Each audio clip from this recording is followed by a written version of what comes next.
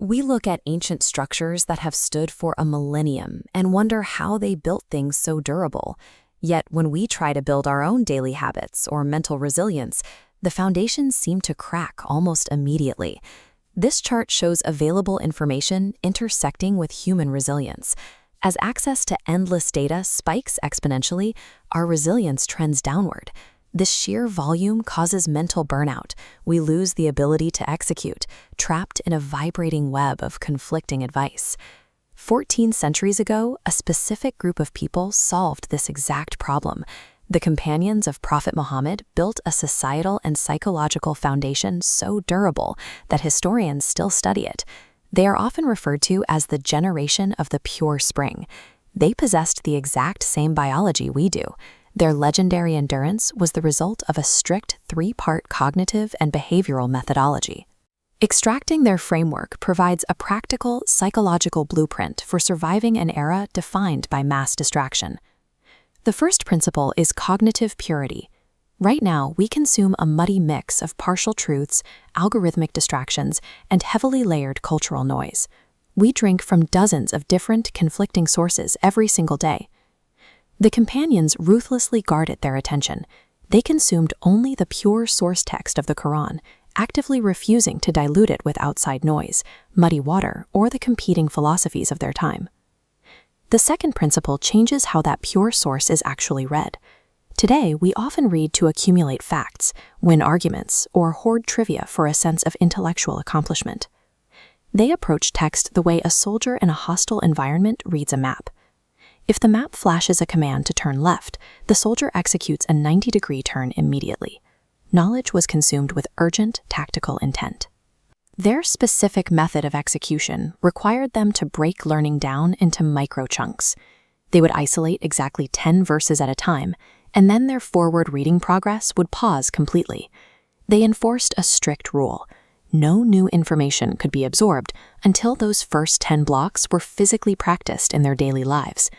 Only through physical application did they earn the right to the next segment of the map. This generation treated their source text as a rigorous survival guide, demanding physical action the moment a verse was read.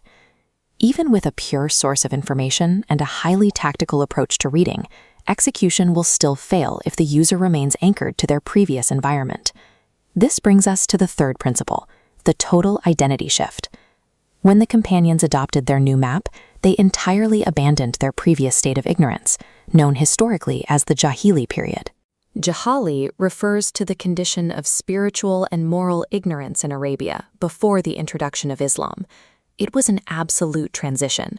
They treated their behavioral shift like stepping out of a dark, dusty room directly into a bright, clean garden.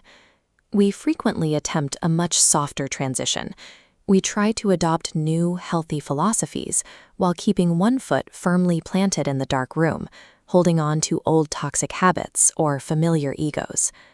Trying to walk a new path while anchored to an old identity creates severe cognitive dissonance.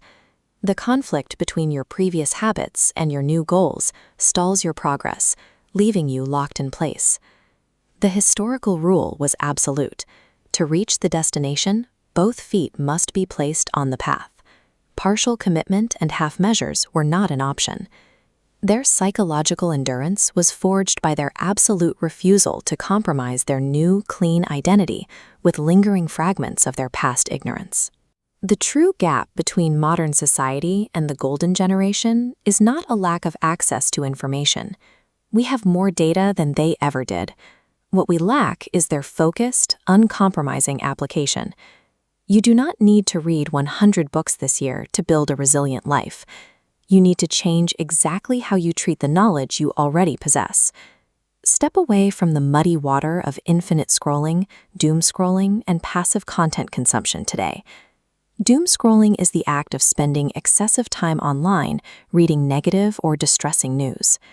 Adopt the soldier's map tactic right now. Take just 5 sentences of wisdom from this framework, close your screen, and physically practice them in your life before you allow yourself to learn anything else. By stepping entirely out of the dark room and acting on small, pure truths, you transform abstract principles into permanent behavioral traits.